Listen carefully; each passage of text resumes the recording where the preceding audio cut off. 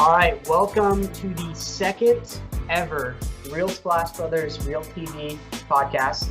Here with me is a very special guest, a City of Richardson swimmer, a Richardson High School swimmer, and a recent, and I believe the first boys commit for Harvard swim and dive, Harris Durham. How are you doing, Harris? I'm good. Thank you for having me. Yeah, no problem. Congratulations on the commitment to start off. I know that was, almost, 2 months ago now, 3 months ago. But you were the first one in your class to commit. Is that correct? Yes, I am. All I think right. there's more now, but I haven't met any of them yet. You guys haven't. Is the class filled up? Do you think you're done? I think so. I think there's 8 slots or spots in the team, and I think there's 8 guys now, but they haven't really introduced us to each other yet, so I don't really know much about them.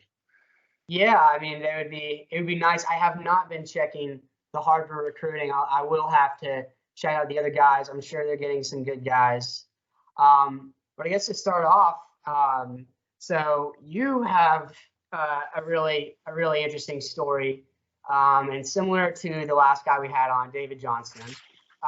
You have a very good come up story, and you kind of came out of nowhere 2 years ago. I mean, I would say 2 or 3 years ago. Let's say our freshman year, you probably had no idea you were going to be committing to Harvard in 3 years. There's absolutely no way.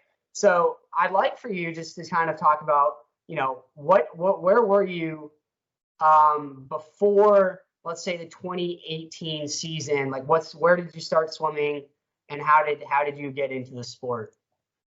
Yeah, well, I was a huge sports fan in general. I played football, basketball, baseball, track, swimming. I did all that stuff, and swimming was always one of my favorite sports, but I really didn't take it seriously. Because I was playing so many other sports, I'd probably only show up to 2 or 3 practices a week, and I was playing club basketball a lot, and I really enjoyed that. But then my freshman year, I kind of decided, I was like, okay, let's pick a sport and let's narrow it down. And so I decided to choose swimming, and I quit all my other sports, and I moved up to Coach Dan's group and started training really hard. And freshman year, I dropped down to a 145 in the 200 free, and I was like, okay, let's see where this can go. And then last year, or sophomore year, I went 142. And then last year I went 140.1 untapered. So I was looking to go 139 or 138 at NCSAs, but didn't get the opportunity. But we've been working hard towards going even faster this year. Yeah, and you gave a good brief summary in your 200 free progression there. I know you're about, how tall are you? 6'3"? I'm 6'4". 6'4". All right, got to get it right. Yeah. What do you have on 6'5" on your recruiting or something? Or you have it legit? I think I have it legit on there. Okay. But yeah, so basketball is a sport that I know you play a lot. I mean, we've played recreationally before. Yeah. What was the reason why you chose swimming over all these other sports? Well, to be honest with you, when I was in the 8th grade, I was 5'7". And I played point guard in basketball, and then I grew that summer, and I grew up to 6 foot, and that helped. Now I can dunk, but but I love to play basketball, but I feel like swimming is so objective, if you know what I mean. You are how fast your times are. There's not any debate of how good you are or anything like that. Whereas basketball, you could score 40 points, but if you're playing a crappy team, no one will look at you. And and there is stats and measures of how good you are, but a lot of it's still up in the air based on how coaches and teams think of you. Yeah, that's a good point. I've always thought about swimming as a sport where you can really prove yourself no matter where you are. Yeah. You don't have to be on the best team in the country. You don't have to win, 20 state titles or whatever and smoke everyone to prove yourself. And I think when you started swimming, I think there was a lot of proving to be done.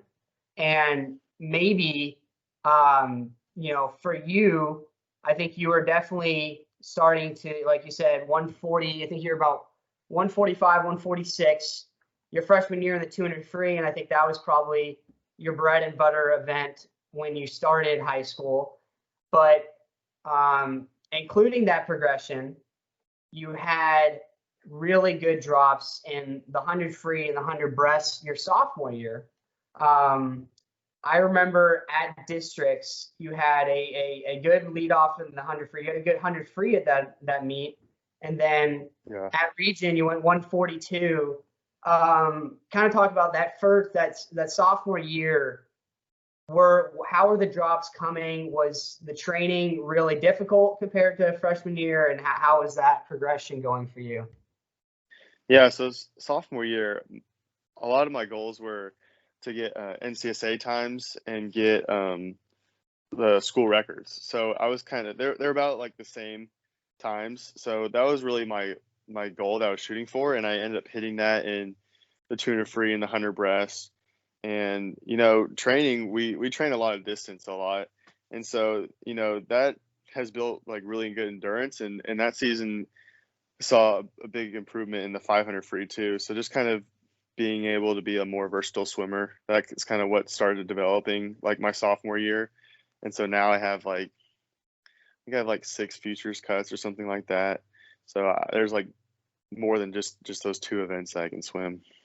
Yeah, and I remember the 58.9 100 breast was really good for you, and you had a lot of good swims.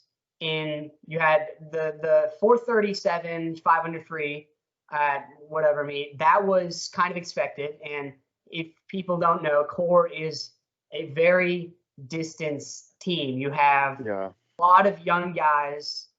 You have Trey Dickey, who's an A&M command. A lot of guys that are really good at the 1650, the 500, and they crush yardage. So for you, how has it been, being a sprinter in distance or mid-distance freestyler in a group that is flooded with distance freestyle talent? Yeah, it is. It's been interesting because, there's some sets where we'll do like 100 hundreds we've done before, or 24 400 IMs, or we've done 11 900s, each one being 500 free, 400 IM. So there's some crazy distance sets, but I really feel that it builds toughness for any event, and I think that when I was talking to a lot of colleges and they heard that I've been training like a lot of distance stuff and more yardage, they kind of were like, okay, we could, specialize him when he gets there and he'll drop even more. So I think that was a good like base for like in high school to train with, and then in college you could go more specific and that'll lead to some bigger drops. Yeah, you mentioned some crazy sets. You're throwing out like literally insane sets. Like what are you doing anything specifically for the 100 free or 200 free? Like when do you actually work on that at all during your training? Oh, we do we'll do something different every day. So normally like Mondays are distance, Tuesdays are stroke, Wednesdays are IM, Thursdays are normally kind of sprint work, Fridays are also sprint work, and then Saturdays are like a wild card normally. So we're training Sundays now too. So it's 7 days a week right now. So it's good to get that. I also do a lot of sprint work in high school. So I feel like that since this break started, we've been doing more sprint work than I had before, in that, I've gotten a lot better at sprint work. I mean, I've been 141 already this season in a Speedo. So, I think that I could go like 137 and, break 45 this year is my goals. Yeah, and those are very impressive. I mean, continuing to build on the drops that you've already had. And I know Corona has been different depending on where you were during during that time, what were you doing during the I guess spring and summer season to kind of keep up with your training? Yeah. So we had almost a 2-month break after, we had I was actually like in Florida when NCSAs got canceled, like literally like 2 days before. And so after that, we had probably a 2-month break. And I took that time to really do a lot of weight training and stuff. And so, I had weights in my house, and I also would go to the gym like twice a week. It was quote unquote open Mm. during during quarantine. And I think I've gained 10 pounds or so since I last swam. I went from like 180 to almost like 190 now. And so, I think that'll benefit me to get some more power and speed off the off the walls and off the blocks for sprinting for sure. Yeah, no, that's a huge part. If you ever watch, Caleb Dressel and Adam Peaty, some of those big sprinter guys talk about the importance of explosiveness. And I know probably with basketball, you have a decent vertical Yeah. leap. Do you do a lot of box jumps, anything like that to work on stuff like that? And I've Yeah, seen I it on do. I Instagram. actually I like this summer we like did the vertical jump test at the gym with my trainer, and I touched 11 feet. So, I've been dunking pretty easily now for a couple months, and 11 feet, getting up there. No, yeah, that's very impressive actually. Um, what is this vertical jump test? Do you guys have like the little like It's thingies? like on the NFL Combine where you have you stand there and you wind up and jump, and it's got Yeah, the little for each markers one, that it's you got the hit. little markers, and you try to hit them. Yeah, no, So, that's super cool. And I've seen, and as I said earlier, I've seen on Instagram, um, you've put like some of the work that your trainer has been doing. yeah, He's yeah. pretty proud of what you guys do. Um, Super impressive. You've been working with him for a decent bit of time, or is this new? About last year, so like the start of my junior year, and I have two trainers. I have one that I work out with like privately at the gym, and yeah, he's great. His gym's called Cruel Fitness.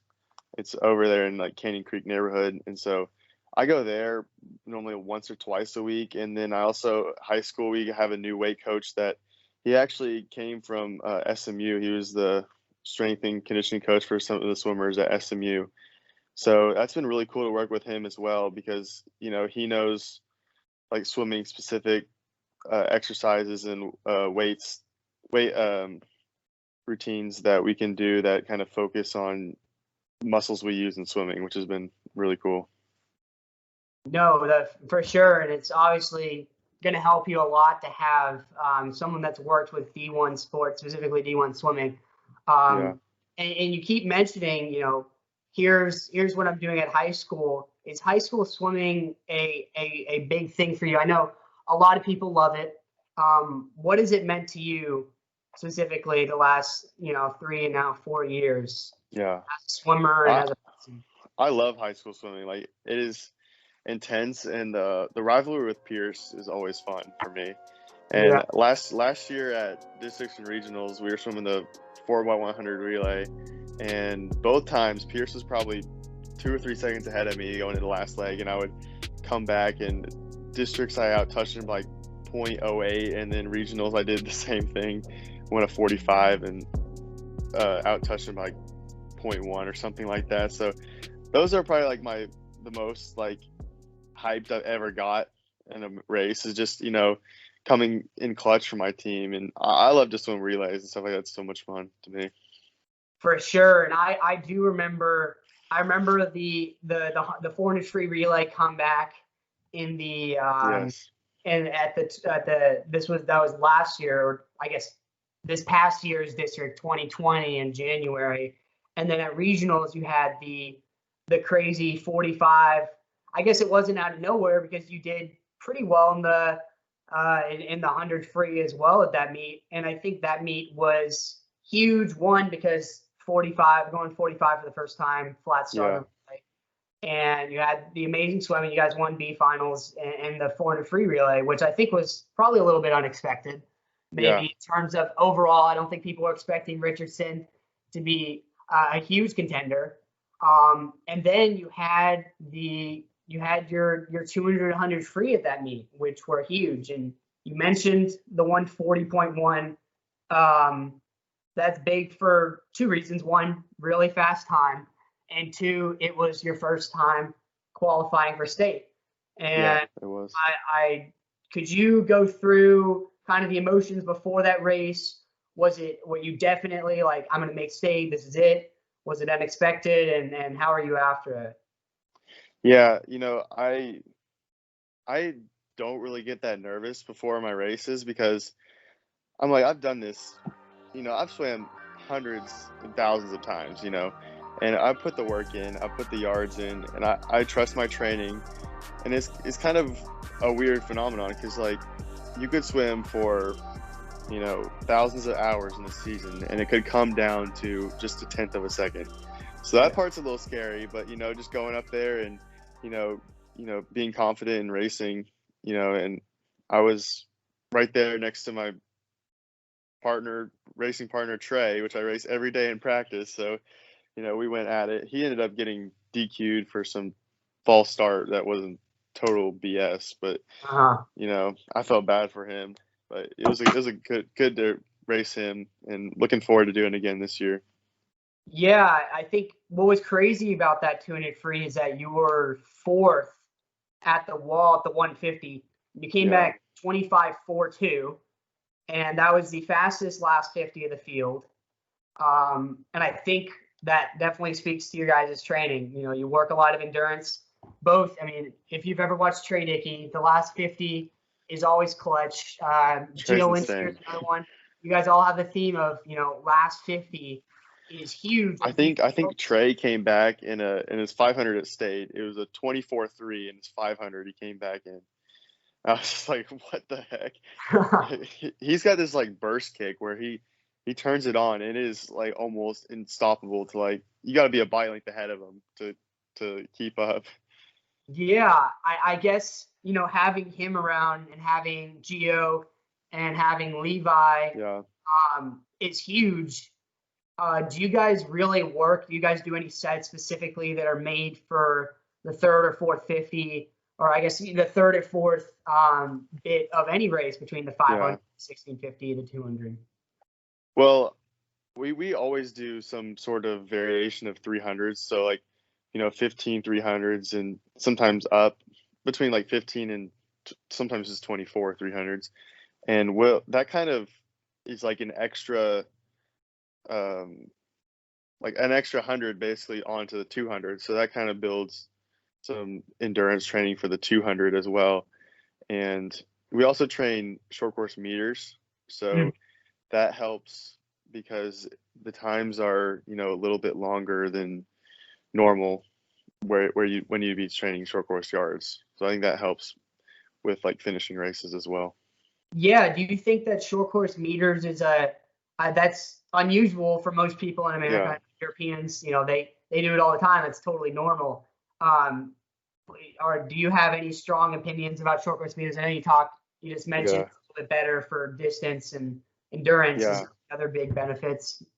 No, I love training there, like short course meters, because I think it does add that extra bit of, yardage to our training. But for swimming and meets, I do not like it at all because you can't compare your times. You can't really see like really how fast you're going. I mean, there's conversion methods, but they're not really that accurate. And so, and a lot of times in dual meets, I don't have anyone to like race. So, unless we're going up against a good team, it's just kind of like I don't have the clock to race. I don't have anyone else to race. It's kind of like, it's tough. Yeah, it's kind of up there. Do you know the story of why do you guys train at the Berkner pool? Pierce normally. Here's Do you I know the think it story of was, I think it why was, those pools are short course meters? so back in like the 90s, I think it was, when they were built, Mhm. everyone was like thinking that we were going to go back to the metric system and that we were going to get rid of feet, yards, all that stuff, and just go meters. And so, with that at that time, um, I think this is like when the Cold War was going on because, with Russia and everything, people were kind of like hysterical, I guess. So they built a lot of the pools in that time to be meters Hmm. because they thought that they were going to switch to meters instead of yards. So I think that's what the story behind that is. Yeah, it is. It is pretty interesting how that came to be because there's only, I think, Pierce and Berkner are the only two short course meter pools that I know Yeah. in Dallas, in the Dallas area. I remember I swam the JV district meet freshman year at Berkner, and that was quite an Yeah, experience because it is a lot it different. is. Yes, I guess if you ever swam at like the Town North YMCA, I guess the Simone family like YMCA now. Another short course meter pool that I got in a little bit in the summer, but it's definitely different. Yeah, Um, it is. how do you guys do you guys do pace work? Like, do you have like a certain number in your head? You're like, I have to hit this short course meter pace time for my 200 free or something like that. Oh yeah, for sure. Like if you're if you're going under a minute on 100 from a flat start, then that's pretty not flat start, a push, Mhm. then that's going pretty fast. Like if I'm going off the blocks on 100 all out, I could probably go 53, 52 at the best. And so you just kind of, working that up. I think I want to say if you like use the conversion method, it's like 6 or 7 seconds per 100 Mhm. from yards to meters, which is not like completely accurate, but I've trained there so much that, I know what times are good and what times are not. So I can kind of just use my training to kind of compare like how I'm improving week to week. But yeah, we should definitely schedule a meet, Richardson versus Jesuit this year. That'd be fun. Yeah, no, it would be. I know you talked about the heightness of the district meet. You Yeah. guys have your everyone has a rivalry to pick out with Pierce, it seems like, and Oh I yeah. would say the heightness of our district meet is probably one of the most crazy environments when it really gets up. I know you talked about it. It's definitely something that's special, and maybe that's Yeah. why I know I appreciate high school swimming a lot, and maybe why you have come to appreciate it a lot too, especially when you have a club friend on it. But the environment carries the meets, and it's definitely something special to work with. And I think talking about the environments of meets and teams, um, looking at recruiting, when did you start kind of exploring? I know you came on late, so it's a little different, but once you started getting, into the rhythm your junior year, was that when you're starting? Did you start earlier? What was the Yeah. process? Yeah. Oh, for sure. I was like you said, I wasn't really that fast going into my junior year. Like I had some decent times, but it was mostly smaller D1 schools and some D2 schools looking at me, and it really wasn't until like after the state meet that I started getting a lot of people's interest, and it was a lot of I still like if you look, I got an offer from like Texas and Indiana and some places like that, and you're like, dude, he's not fast enough. Like, yeah, I'm not fast enough to swim there as of now, but it was really a lot about like selling myself and putting myself out there and convincing them my potential that made them those schools interested in me, and I think I did a pretty good job of that. I had over 80 phone calls with college coaches, and I was probably talking to 20 some schools during the break, and just saying like some of the points that I've said to you, just on my improvement rate and coming kind of late to the sport, and the work ethic I have. I think a lot of teams were interested in that. So you know, just kind of after that state meet is when it all started. Would you say for you going into recruiting, was it important to reach out to a lot of schools to have options? Is that a big deal? Oh yeah, I think like getting that. If I had like some advice to give like younger swimmers, like reach out to them first. because like just send an email, and then at the end of the email, like, talk a little about yourself and, why you're interested in the team. You make a personal connection. And then at the end, just like ask for a quick phone call. And then, I think always it's good to have like face-to-face communication if possible. So, I did a lot of FaceTime calls, and of course, because of COVID, I couldn't meet them in person, but still to get like that, being able to like speak one-on-one with them, I thought it was very key than just like sending emails back and forth. Yeah, and I think for you, it definitely paid off because you got your Yeah. bid with Harvard, which was a top 25 program, and definitely got shot up the ranks with the likes of Dean Ferris and crew. Yeah.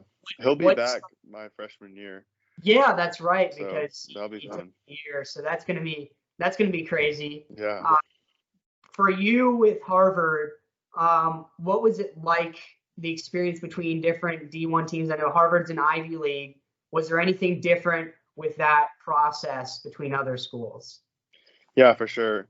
So because it's an Ivy League school and a very prestigious school, they for one, they only have like a limited number of spots. So like UT and Indiana, they already had when they were talking to me, they already had like 7 or 8 guys committed, and so they didn't have a problem with adding more people because they already have a large team, and that wasn't really an issue for them. But Harvard, you kind of have to get the support of the coach to even get in. So they had like 8 spots to fill, and also before they could even give me an offer, they had to do an academic pre-read with admissions. So I had to submit my test scores and my transcript, and it wasn't like a full application, just kind of my basic numbers and information. And then after that, they give you an academic index number. It's from like 0 to 240, and then if you're like, if you have a high enough academic index, then they can give you an offer after that. And so that's what kind of happened. And I mean, Harvard was my first choice, so I like committed like immediately after I got the offer. I was going to, I was thinking about waiting until September to go on my official visits. And I'm glad I didn't because, as you can tell, there's no official visits. But I had 5 scheduled to Mhm. different schools for September, but that never ended up happening. Yeah, I'm sure you that's kind of went through the same thing. yeah, unfortunate to not have the official visits, but good for you for making the right choice and taking the offer with the Yeah, number one. Don't wait out. I think yeah, for definitely our class, the key was to start early and stay active in the process all the way through and keep as many options as you can because you never know, what's going to happen, especially like a time like now. You want to make sure that you have as many doors opened as possible for for sure. preparation for absolutely anything. And I'm sure you're super excited about Harvard.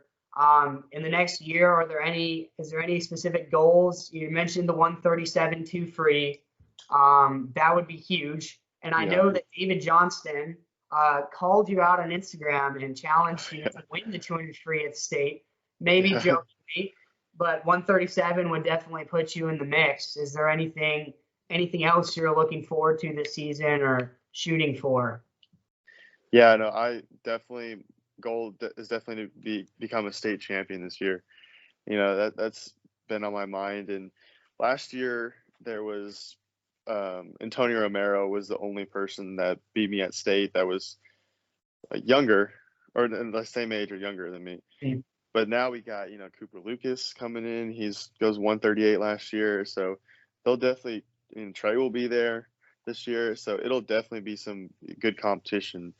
And I'm just looking forward to racing and having a good season, and putting down 20 point, 45, and 137 would be like goal times for those 3.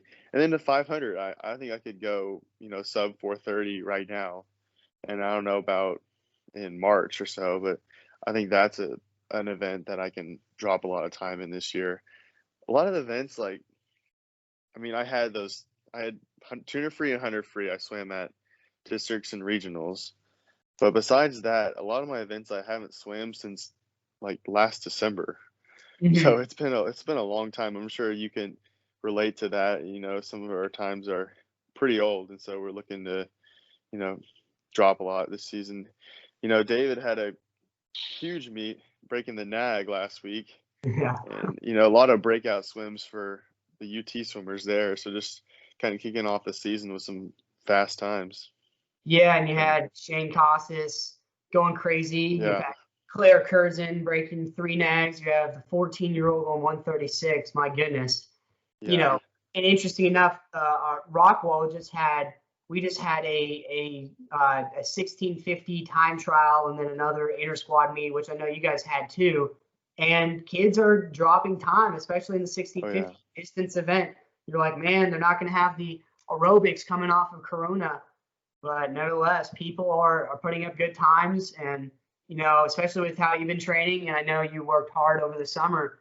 It's going to be exciting to see where you are, and going forward. Hopefully, state regionals and districts. That process is clean. I know it's going to be a little bit more difficult to qualify with the one automatic, and then like the yeah. college thing. So it's only 16 people, automatic final, woohoo! But it's going to Yeah, be we're fun. in a tough region, so that one spot's gonna be tough. But I think a lot of people from our region are gonna get called up. Hmm. That's normally what happens. Yeah, But no, for sure. wait, are you gonna be doing 200 IM 100 Uh, breast this year, or what do you think? yeah, probably. I mean, we'll see what happens. 209 is You got a almost. pretty good 100 fly too as well. Yeah, the 100 fly might be a throw in. It Yeah, all depends on the competition. I think the yeah, best thing about high school swimming is that it's less about individual. It's more about what can I do for my team, and then yeah, what's for going to sure. move me up through the ranks. It's like Yeah, March Madness, except in January and February for swimming. So yeah. it's definitely something Our different. team definitely doesn't have the depth to beat y'all, but it would be fun to do a dual meet and kind of race each other and get, me, you, James, and Levi all swimming against each other. That'd be fun. Yeah, it would. Well, we'll have to see how it goes. I'm excited to see how you swim. I'm excited to see how the rest of core swims, and going to committed to another Boston school. It's gonna be awesome to see you swim in college. So Yeah, it'll be fun. We'll I'll actually know someone in the whole city of Boston. yeah, You definitely you get one hang person. out. Yeah, but it'll be awesome, and I'm glad I had you on to talk a little bit. And again, thanks for being on. Congratulations on your commitment, and Yeah, we'll you too. start the season. Yeah, I'm looking forward to seeing how you'll swim too.